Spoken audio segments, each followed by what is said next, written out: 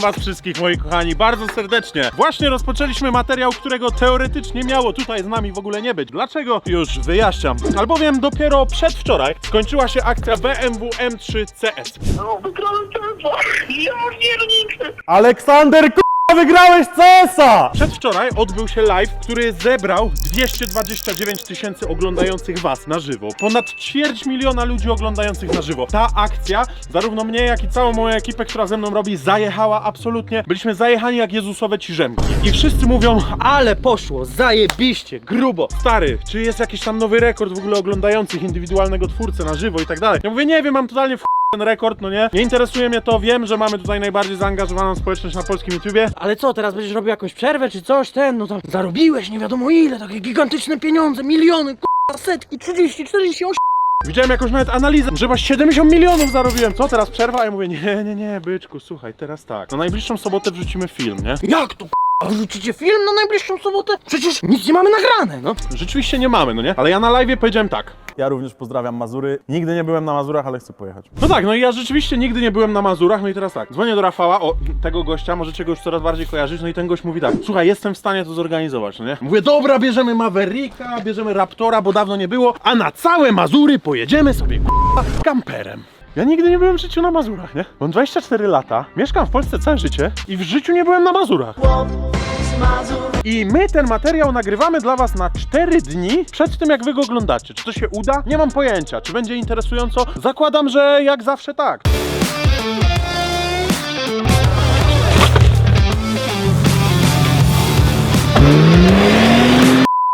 Czy narobimy jakiś głupot? No, śmiem twierdzić, że narobimy. Czy my zabieramy ze sobą Mavericka, który do tej pory nie bardzo widział europejski ląd, a raczej tylko afrykański? Oczywiście, że zabieramy. Czy pakujemy do tyłu również Raptora, żeby narobić jeszcze więcej kontentu? Tak, ponieważ dawno go na tym kanale nie było. Czy jestem absolutnie zajechany tym, że akcja, która dopiero się skończyła, pochłonęła od nas 99,9% całej energii? Oczywiście, że jestem. Czy chcę wrzucić ten materiał? Kurwa, tak, żeby wszystkim udowodnić, że my mimo tego, co się stało, mimo tym jakichś tam rekordów gigantycznych oglądalności i tak dalej, to i tak tworzymy ten kanał dla was. Czy ten hak jest na glebie? Tak, ten hak jest na glebie. Czy dojedziemy z tym w takim setupie na Mazury? Nie wiem, choć się domyślam. Ja w tym momencie zabieram się za pakowanie Raptora na lawetę, a dla was wlatuje intro.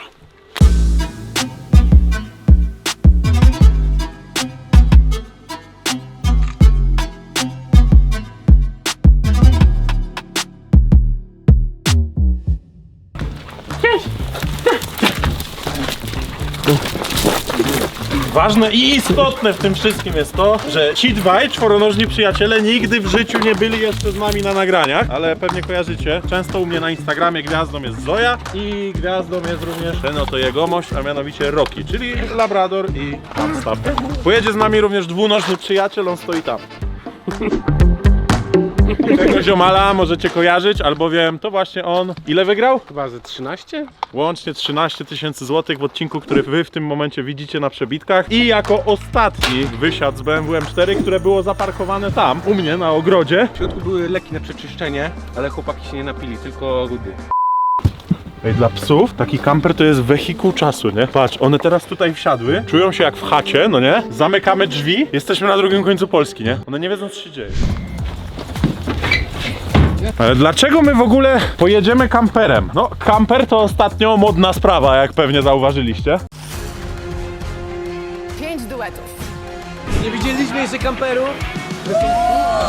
No a po drugie stwierdziłem tak, bańki zarobione, miliony, k***a się tutaj przewracają, to, tamto. A my na przekór wszystkiemu, normalnie po ludzku, weźmiemy sobie, wynajmiemy kampera i tym kamperem normalnie sobie ekipowo spędzimy czas. Znaczy nie ekipowo, które od TVP albo TVP odjeba ekipowo, tylko po naszemu ekipowo. Pojedziemy sobie po prostu kamperem, nie? I k***a to będzie takie zwykłe, normalne i zajebiste, no nie? No i patrzcie, mamy kampera, mięciutkie wszystko, zrobione jest na bazie Fiata Ducato nowego. Tutaj ma taką przestrzeń do siedzenia sobie. Zobaczcie, jest też kuchnia, tam jest spanie, łazienka, druga łazienka. Tutaj są wszystkie schowki, patrzcie, no to jest naprawdę zajebista sprawa, no nie? No i mówię, dawajcie, jak taka normalna rodzinka, weźmiemy sobie wiemy, co mamy na przyczepę, no nie? Oczywiście bez samochodów, chociaż samochody w tym materiale również będą. I pojedziemy sobie nie do żadnego Monako, nie do żadnych Włoszech. I to w tym wszystkim jest piękne. Myślę, że to będzie fajny materiał. Patrz, on coś kombinuje, nie? Patrz, to jest k***a pilot, nie? Jest nawigacja, tak? Tak, popatrz, drugi przyszedł. Ona ci będzie biegi zmieniać. Nie masz nic do powiedzenia, nie? W prawo czy w lewo? W prawo. W prawo, okej. Słuchaj, w tej grze, w momencie, kiedy na prawym fotelu siedzi Labrador, ty jako człowiek jesteś tylko i wyłącznie takim niepotrzebnym elementem tego wszystkiego, nie? On tutaj usiadł, on dowodzi, on wie, czy mamy jechać w lewo, czy w prawo, wie, jakie są procedury bezpieczeństwa, on nawet wie, że ten hak z tyłu nie jest za nisko, nie? On jakby to rozumie, zobaczcie na niego. Ty jesteś tylko i wyłącznie tutaj dlatego, że masz kciuki i trzymasz kierownicę, nie?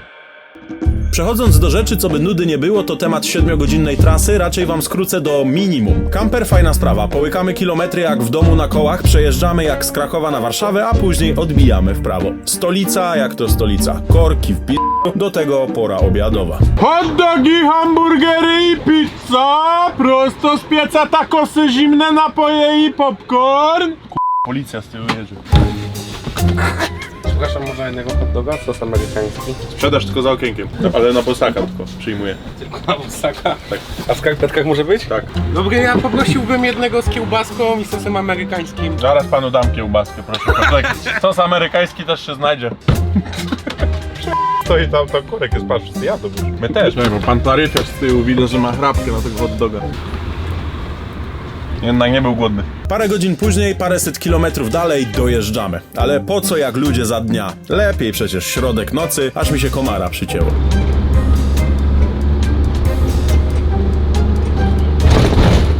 Prawie na miejscu. Oczywiście musieliśmy pojechać drogę, gdyby było zbyt łatwo, no to nie bylibyśmy sobą. Chłopaki, domek jest w budowie. To ja mamy! MTV Trips. Okej. Jak tam zejść? Co ty gadasz? A to jest cisowianka tylko. Jest okej.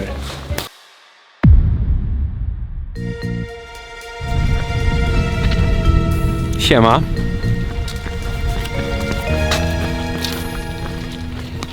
Zaraz wam wyjaśnię. Przez ogródek idzie sobie krasnoludek. No jest głęboko. No jest kur... Głęboko.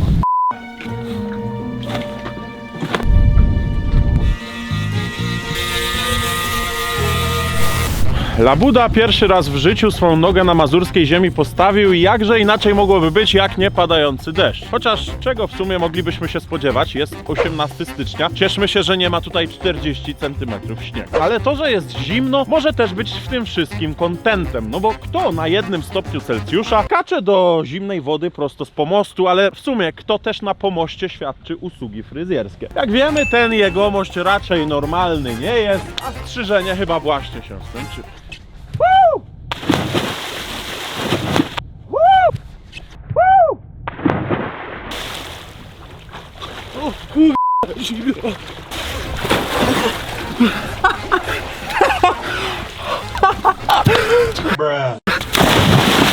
Czy mnie to dziwi? Absolutnie nie, ponieważ zdjęcie, które w tym momencie dla was wyświetla się na ekranie, to również jędrys z zeszłej zimy, wiszący na lianie jak p***ny Tarzan w jakimś potoku pośrodku Zakopanego. Ile miał ten potok? No pewnie tyle samo, co ta woda tutaj. Zaczynamy pobyt na Mazurach. Nie, poważnie? Dobra, wszyscy obcięci, każdy zadowolony, Maverick i Raptor zapięte za kampera, wypada więc zrobić z nich jakiś pożytek. Kierunek żwirownia! Ostatni przystanek! Ekspres polarny kamperowy mazurski!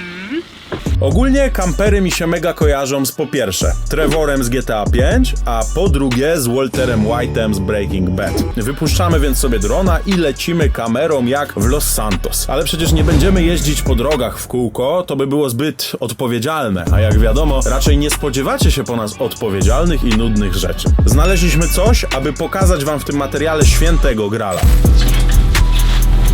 Ja na mazurskiej ziemi, chodź, zapraszam, słuchajcie. Wybaczcie Łukaszowi, bo Łukasz się stresuje. Ja na mazurskiej ziemi przygotowałem dla was coś mocno nietypowego. Łukasz, to jest na pierwszy rzut oka normalny cross, tak? Na pierwszy rzut oka jest to normalne enduro. I czekaj, nie mówmy jeszcze nic więcej, tylko zróbmy tak. Podnieś, a ja zakręcę. Okej. A wy powiedzcie, czy widzicie coś nietypowego, nie? Dawaj.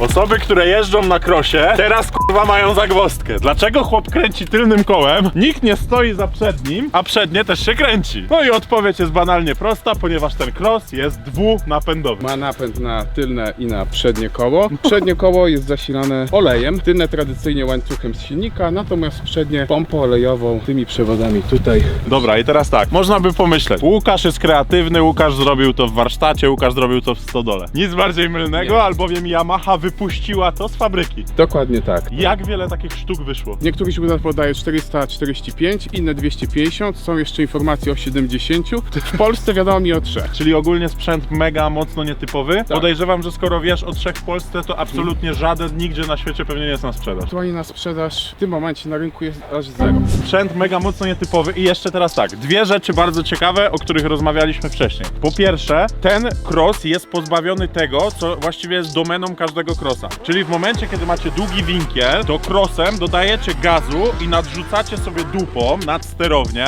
i wychodzicie z tego winkla takim slajdem, napędzając się do przodu. Tutaj takiej możliwości nie ma, bo tylne koło kręci się razem z przednim kołem. To za tym idzie, jak się złożycie do slajda, to wyjedzie wam po prostu przód, rozpalacie się o drzewo. To jest pierwsza sprawa, więc tym się jeździ zupełnie inaczej, tak? Tak, trzeba się nauczyć zupełnie inaczej w porównaniu do tradycyjnego motocykla. Efekt jest mniej więcej tak, jak odkręcisz na zakręcie, No. jakbyś wcisnął na maksa przedni hamulec. I następna sprawa, ja pierwsze co pomyślałem, chodźcie, zobaczcie to z bliska. Cały układ tutaj, to wszystko to jest układ olejowy. Tutaj mamy cały ten układ napędowy. Tutaj mamy dodatkowo dorzuconą tą pompę olejową. Tutaj mamy zbiorniki, albowiem cały ten układ jest zrobiony we współpracy Yamaha X Olins, co myślę, że jest tematem naprawdę grubym, bo to nie jest byle jaka firma. Źródła mniej więcej podają, że taki zestaw, ja się spodziewałem, że ten cross jest w takim razie z 40, 50, 60 kg cięższy. No właśnie nie, tutaj są albo informacje o 5 kg, albo o 7, tak czy inaczej jest to mało. Czyli wychodzi na to, że jak się wysikasz i nie zjesz obiadu przed jazdą na krosie, no to jakby równoważysz mniej więcej ten napój. I teraz chciałbym przejść do tego, że ten cross jest dobry na ćwiarę i na podjazdy. Tak, jest dobry na podjazdy, na błoto, na piasek, natomiast na ostre nawrotki niekoniecznie. My mamy tutaj ze sobą Yamaha Raptor, mamy ze sobą Kanama Mavericka i mamy ze sobą właśnie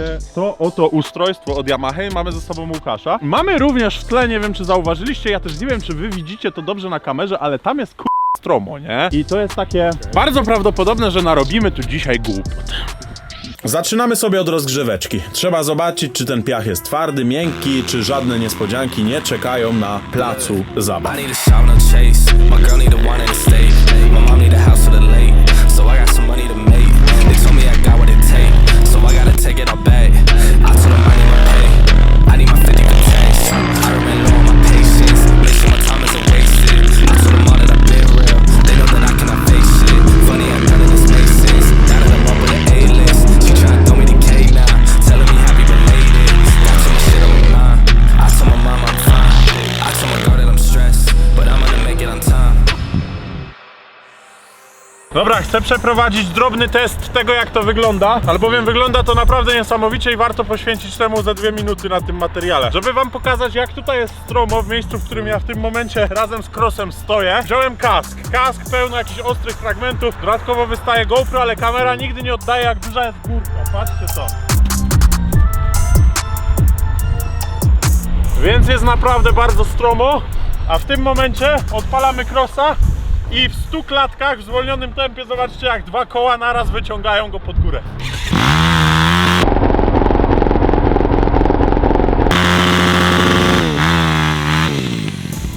Dobra, za stromo trochę było. Poniosła nas fantazja, ewidentnie. Spróbujmy bardziej realnego scenariusza.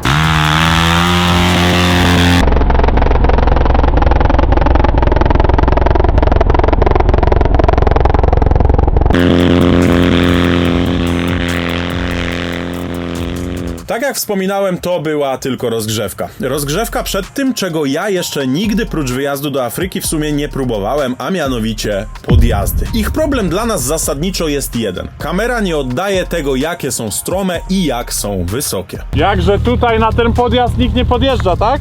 Tak, tutaj raczej nie. Z tamtej strony czasami zdarza się. Dobra, to ja Przyjeżdża. spróbuję tutaj. Dla nas na żywo to walka o życie, a wy na ekranie widzicie górkę, z której wydaje wam się, że zjeżdżaliście na sankach za dzieciaka. No i to ogólnie jest taki problem, że my myśleliśmy, że jakby on jest nie do rozwiązania. Jednak jak się okazało, już za moment pojawi się patent, który zaprezentuje, że rzeczywiście jest wysoko i stromo. Jednakże po kolei. Ja na Raptorze zrobiłem co umiałem. Gdzieś tam kiedyś w necie czytałem, że trzeba na w***anym gazie zbalansować tak, żeby mieć docisk na tylnej osi, ale jednocześnie nie może być go zbyt dużo, no bo wtedy jakby Raptor wyrywa na tylne koła, no i lecimy ze sprzętem lecącym z grawitacji po prostu na sam dół. Wjechane na ambicje zostało Łukaszowi, który będąc na najbardziej stromym końcowym fragmencie postanowił wypuścić motocykl na spacer. O, prosiłbym teraz o taką stop-klatkę, jakiego tutaj telemarka mamy. Jednakże nie ma co mówić, ziomek się nie poddaje, napęd na 2 koła spięty i co? No i uwaga, bo podjechał. A teraz gwóźdź programu. Czas na wizualizację tego, jak jest stromo. To jest Jędrek. Jędrek jest moim fryzjerem i ziomalem. Jędrek nie ma prawa jazdy, ponieważ coś tam ze zdrowiem, ale jara go każda, nawet najmniejsza możliwość przejażdżki czymś, co ma silnik.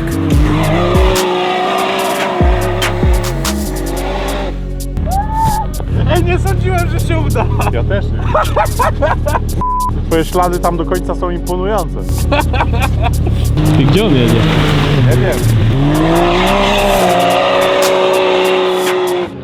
Jaki majster! Ej, Maverick właśnie udowadnia po raz kolejny, że jest sprzętem debiloodpornym. O. Wiecie, po czym poznaje się prawdziwego samca alfa? No, po tym, że mimo, że jest petarda, wszyscy są pod wrażeniem, to on i tak jebany musi poprawić. Musi przekroczyć tą niewidzialną granicę i... no właśnie.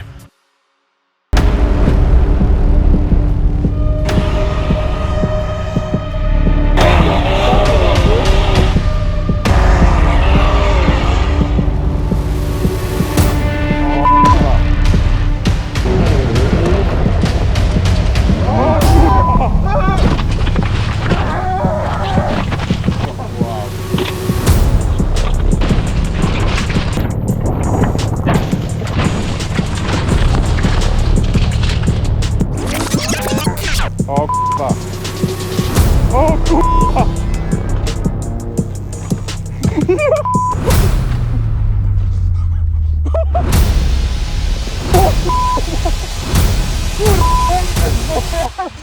Zgasz Mavericka! Odpiąłeś się?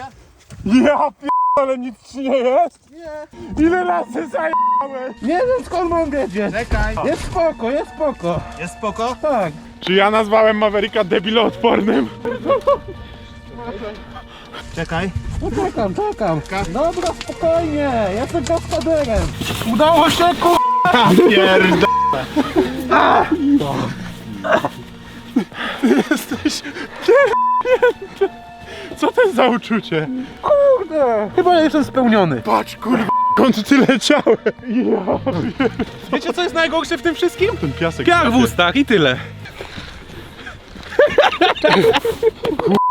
Ogólnie nasuwa się wam pewnie teraz pytanie, czy jestem zły. Ogólnie jakoś super fajnie to nie jest, że zaje rolkę, a właściwie to nie jedną, ale to jakby dość kluczowe, że się nie połamał. Żyje, więc jest fajnie. A, no i Maverickowi nic poważnego się w sumie nie stało, te sprzęty są naprawdę pancerne w opór, trochę połamanych plasticzków, no powiem wam, że jak na to, jak to wyglądało, to naprawdę mamy niezły bilans. Głupotą by było go teraz obrócić i od razu odpalić, olej się przelał i tak dalej, więc ciągniemy go aż do lawety. I to Raptorem, który umówmy się, że w żadnym stopniu nie jest sprzętem pociągowym. Wręcz powiedziałbym, że wyrywa go na tylne koła, żeby wytargać Mavericka pod górkę.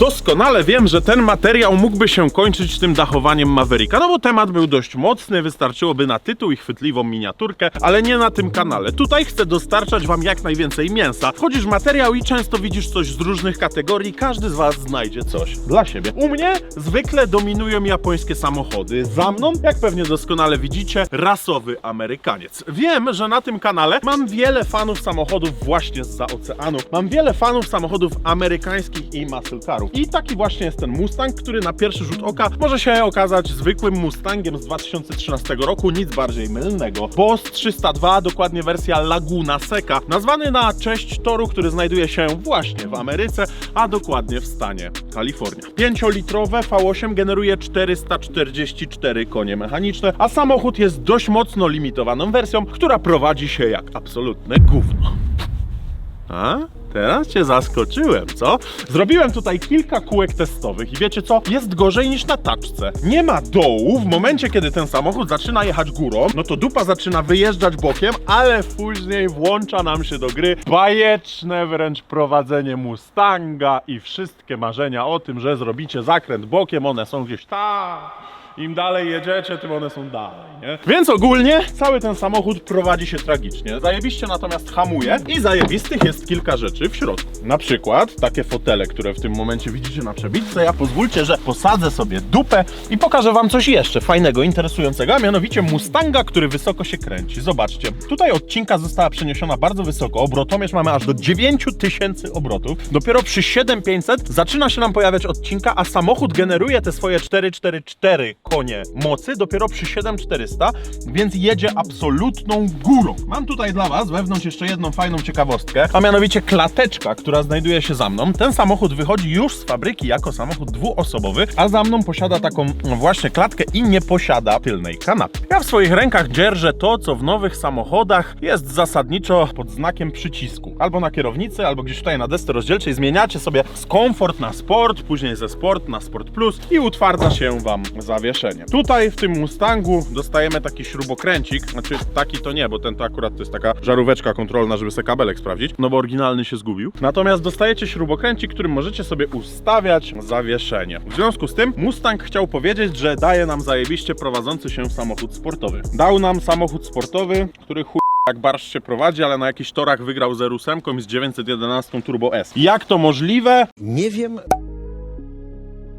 A ja nie będę was zanudzał gadką. Wsiadam do środka i zobaczmy, jak to gada, czy pali gumę, no i rzeczywiście, czy po paru fajnych kółkach da się to wyczuć i w ogóle jakkolwiek tym pojeździć.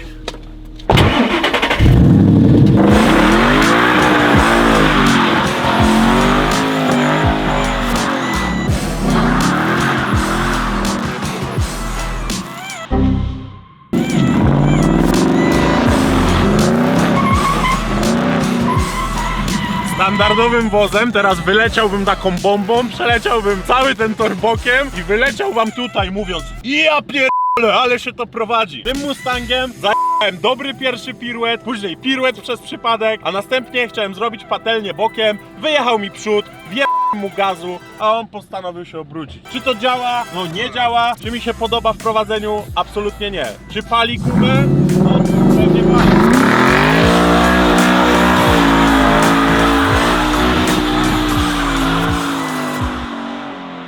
Nasuwa się w tym momencie takie dość oczywiste, przynajmniej dla mnie pytanie, czy na przykład polski sprzedawca, czy tam polski dystrybutor, o, uwaga, święto, lecę bokiem, ale na przekładkę ja już wam gwarantuję, że nie ma szans. O właśnie, jedziemy przodem. Czy przekazałby mi swój samochód do testów bez poprzedniego podpisania, że nie będę o nich źle mówił? No nie wiem, lecz się domyślam, znowu się nasuwa, ale w sumie ja nie powiedziałem nic nowego. Powiedziałem tylko, że Mustangi naprawdę tragicznie się prowadzą i to raczej nie jest żadna nowość, a te Mustangi naprawdę się tragicznie prowadzą, bo uwaga, ile dodałem gazu? Miałem może ze 3 czy 4 tysiące obrotów i jest naprawdę bardzo fatalnie. Ale to nie jest wiedza jakoś bardzo odkrywcza, więc nie będę tego tutaj wałkował w kółko, tylko postaram się pojechać jak najlepiej. W jego obronie natomiast muszę powiedzieć, że mamy może nie najlepszą pogodę do testu Mustanga, ze względu na to, że no, mamy 1 stopień Celsjusza i padający deszcz ze śniegiem. Nie zmienia to jednak faktu, że nie jeden samochód, mimo takich warunków, prowadziłby się dobrze, a tutaj jedyne co możemy zrobić to za***ać bączka i pojechać dalej prosto. Jaki samochód przychodzi mi do głowy, który prowadziłby się dobrze? No nie wiem, na przykład BMW, E36 albo E46. Są jednak natomiast plusy, które ten samochód na pewno posiada. Przede wszystkim stosunek tego, jak sportowy macie samochód, do tego, ile on kosztuje. Starego Mustanga możecie mieć już za parę dziesiąt tysięcy złotych. To naprawdę nie są gigantyczne pieniądze i to naprawdę fajna sprawa, biorąc pod uwagę, że macie 5-litrówkę, która generuje tych koni wcale nie tak mało, no bo z Wolnossaka blisko tych 500 koni to naprawdę jest już trochę. Natomiast oprócz mocy ten samochód na pewno ma to, czego wielu samochodom, nawet nowym, droższym i bardziej w cudzysłowie prestiżowym brakuje, a mianowicie dźwięku. To ta V8, która tutaj bangla i którą wy w tym momencie słyszycie, to naprawdę jest zajebista sprawa. Oprócz tego macie jeszcze jedną rzecz, która jest rzeczą nieoczywistą. Jeżeli wybierzesz Mustanga, szybkie rączki tu trzeba mieć, patrzcie.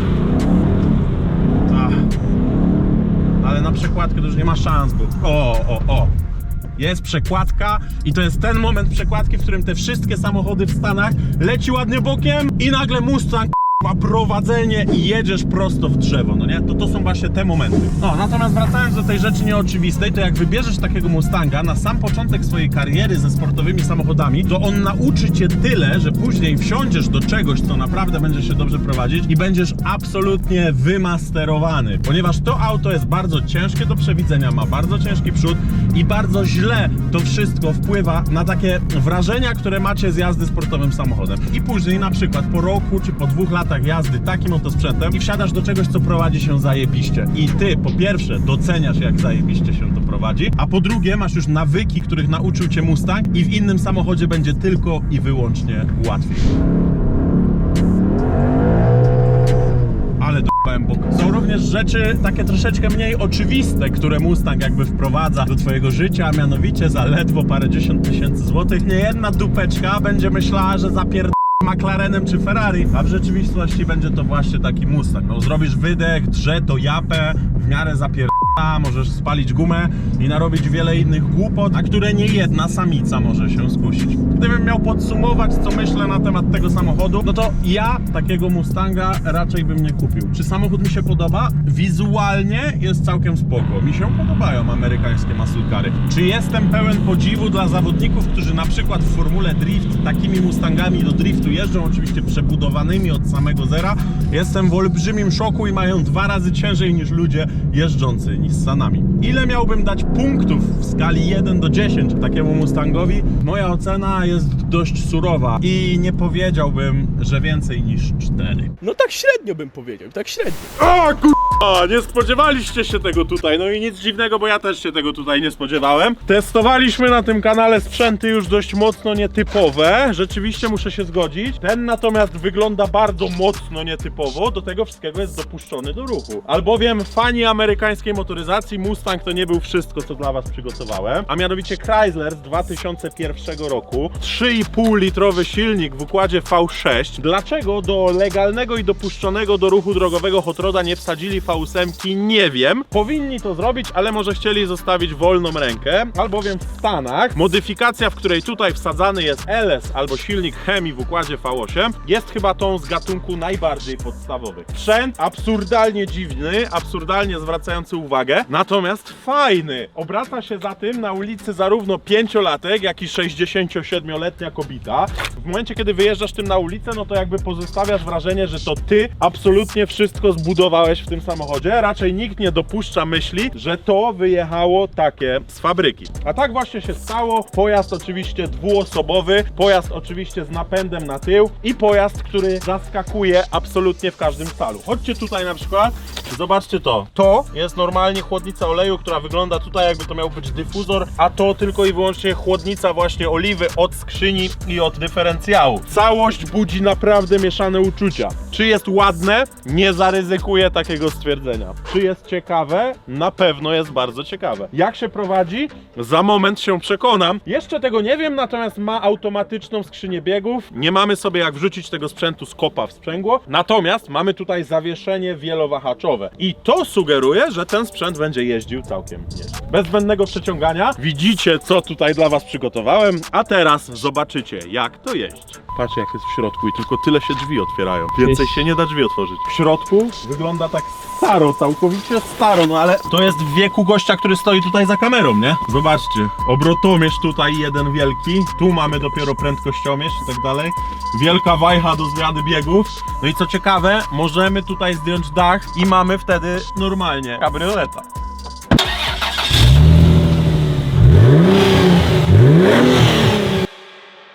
Dobra, zacznijmy sobie od zapięcia pasów, bo nie wiem, czego się po tym spodziewać. Wiem natomiast, że siedzimy w 22-letnim pojeździe, który ma automatyczną skrzynię biegów. Co za tym idzie? Raczej nie mamy co spodziewać się, że będzie ona działać jak DSG w nowych furach.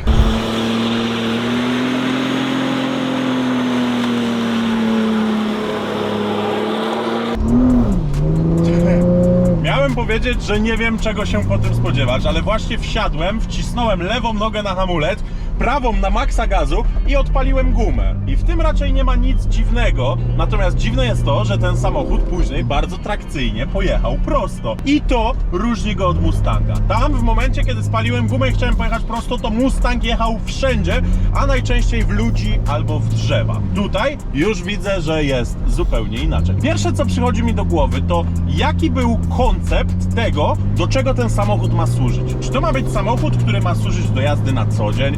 Czy może ma być to sportowe auto na weekend? A może samochód, który docelowo ma skończyć w wyścigach na ćwierćmili? Nie wiem, jaki był zamysł tego, pewnie się już nigdy nie dowiemy. Wiem natomiast, że samochód zwraca olbrzymie zainteresowanie. I wyobraźcie sobie, że 20 lat temu ktoś takim czymś wyjeżdża na ulicę. U nas absolutnie nierealne. W Stanach Zjednoczonych no już bardziej, ale to wciąż musiało szokować. Szokować również musiało to, że V6 w Stanach Zjednoczonych jest traktowana jako swego rodzaju silnik upośledzony. V8 oczywiście najlepszy, najbardziej do***ny silnik, wręcz cudowny. V6, 2 cylindry mniej. Po co w ogóle taki motor? Dlaczego on został tutaj wsadzony? Nie mam pojęcia. Czy brzmi zdecydowanie gorzej niż Mustang? Ale nie można powiedzieć, że nie gada, no bo jest całkiem nieźle.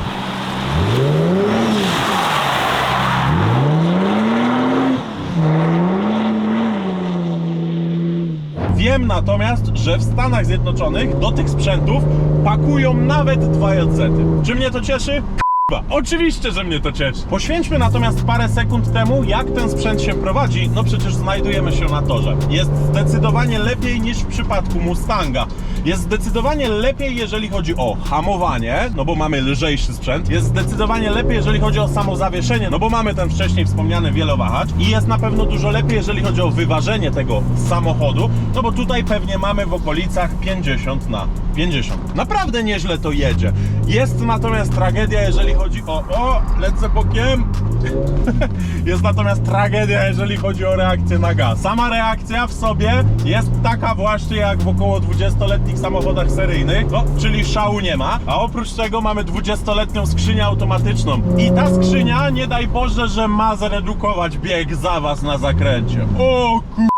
To jest tak, wjeżdżacie w zakręt, wciskacie gaz, ona ma zredukować sama, wy jesteście już 6 zakrętów dalej, wyprzedziły was 2 inne samochody, ona sobie wtedy przypomina, aha, przecież on wcisnął gaz, żeby jechać do przodu, no to tak, to ja zredukuję mu ten bieg. Ona później zaczyna redukować, to trwa około 13,5 sekundy, ty musisz już hamować, ona dopiero ten bieg zredukowała, idź pan. Jeżeli chodzi o skrzynię, no to nie ma co się oszukiwać. Jest to technologia, która ma 20 lat, no i nie działa najlepiej. Natomiast sam feeling jazdy tym samochodem jest zajebisty. Jedyne co ja zmieniłbym tutaj, gdybym taki samochód kupił, a takiego samochodu nie kupię, za moment wyjaśnię wam dlaczego, to na pewno wsadziłbym tutaj kubełkowe fotele, bo jak to po amerykańsku jedziemy tutaj na tapczanie, który ma absolutne zero trzymania bocznego. Jest fajnie, miękko i komfortowo, ale do tego, żeby na weekend pojechać sobie z dupeczką na prawym fotelu na jakiś spocik samochodowy. Na pewno nie do tego, żeby bawić się tym sprzętem na torze. Dlaczego natomiast ja tego sprzęta nie kupię? No jest drogi. Powiem wam, że jest to fajna zabawka, ale w tej cenie możecie mieć na przykład zajebisty driftowóz. Albo nie wiem, jakiegoś Lancera Evo, a może MK E92 w okolicach 30-40, a najbardziej zadbane egzemplarze nawet po 50 000 euro.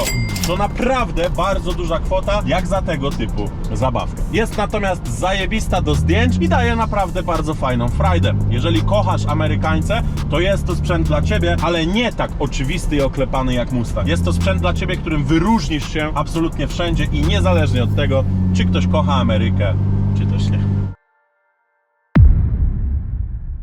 Wyjechać ją może? No, to jest trochę. No i przyszedł czas na fragment filmu, który można by było wykorzystać jako tytuł i jako miniaturę. Sytuacja natomiast jest taka, że ja nie chcę karmić was co tydzień tytułami kupiłem, zakupiłem, odkupiłem i wykupiłem. Oczywiście jak dzieją się grube tematy jak Lambo i tym podobne, no to aż właściwie wypada dać taki film. Ale umówmy się, aut u nas w kolekcji trochę jest. Dookoła tego tworzymy content, więc no nie może być inaczej. Ciągle coś wpada, coś idzie na warsztat jako projekt, no i tak nie czułbym jakby się najlepiej z tym, jakbym co chwilę zapychał kanał tytułem kupiłem to i kupiłem tamto. Wracając jednak do rzeczy. M2 Competition i kluczowe w tym wszystkim jest to, że to jest M2 Competition w manualu. Tylko i wyłącznie 5 sztuk na sprzedaż w całej Polsce w takim setupie. A manual w tym wszystkim jest kluczowy. Słuchajcie uważnie, albowiem myślę, że to na akcja. Zakup M2 i wyjaśnienie, co chcemy z nim właściwie zrobić, no to wstawiamy to na sam koniec filmu, gdzie docierają tylko właściwie najwierniejsi fani. Dlaczego manualna skrzynia biegów okazuje się być w tym wszystkim kluczowa? Słuchajcie, jakiś czas temu wyświetlił mi się taki film.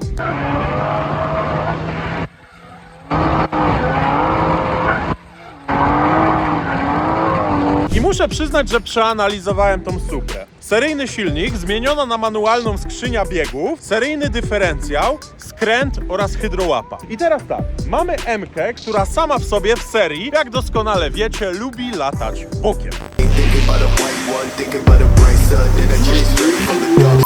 A do tego wszystkiego M2 wychodzą z manualną skrzynią biegów w serii. Pozostaje nam więc zmiana zawiasu na bardziej sportowy, pozostaje nam więc hydrołapa i pozostaje nam również dołożenie skrętu. I to wszystko jest możliwe do zrobienia w takiej oto M-ce. W związku z tym musimy również dołożyć body kit, który nam ją troszeczkę poszerzy, żeby nam koła nie wystawały po tym, jak dołożymy skręt. No i sytuacja okazuje się być już więc złotem absolutnym, bo mamy auto, elektryczne szyby, klimatyzacja, grzanie, nagłośnienie, GPS, samochód do przemieszczania się w sposób standardowy i normalny, a gdy tylko chcemy, mamy hydrołapę, skręt, manualną skrzynię biegów, sprzęgło i furę, która uwielbia latać bokiem. I to jest, moi kochani, początek tego, co ja z tą M2 chcę zrobić. Początkowo miała to być zwykła M-ka, bez competition, ale trafiła się M-competition w manualu. Co za tym idzie, mamy 2 świstaki, mamy troszeczkę więcej mocy i mamy troszeczkę bardziej zwarte i gotowe do upierdolenia. Czy jestem zadowolony? Bardzo. Czy jestem podjarany tym, że zrobimy M2 na furę, którą będzie można jeździć na co dzień, ale i upierdalać w cudzysłowie w drifcie? Oczywiście tylko i wyłącznie na zamkniętych odcinkach dróg. No, jestem tym podjarany. Wszystko gra, trzeba kupić. Płacam panu zaliczkę, a właściwie wpłacę panu całość i przyślę na to, nie? Okej. I na koniec tego odcinka kupiłem M2 Competition, tak jak wam powiedziałem, rzeczywiście mogłoby to być tytułem i miniaturką, ale tak jak wam wyjaśniłem, nie tędy droga. Mam na nie zajebisty pomysł. Zmienimy je i wizualnie, i mechanicznie, i podwójnie mechanicznie, bo nie dość, że zajmiemy się mocą, to również prowadzeniem i tematem zawieszenia. Ja w tym materiale się już z wami żegnam. Zostaw łapę w górę pod tym filmem, wbijaj do mnie na Instagrama, do którego w tym momencie nazwa wyświetla się u góry, jeżeli chcesz być na bieżąco z takimi tematami. Pozdrawiam was wszystkich bardzo serdecznie, odmeldowuję i cieszę się, że zrealizowaliśmy dla was ten film, mimo że dopiero co skończyła się akcja z M3 i właściwie wszyscy od góry do dołu byli pewni, że w tym momencie wlatujemy z jakąś przerwą na kanał. Tak nie jest, no i co? Odmeldowuję i kłaniam się. Miłego dzionka.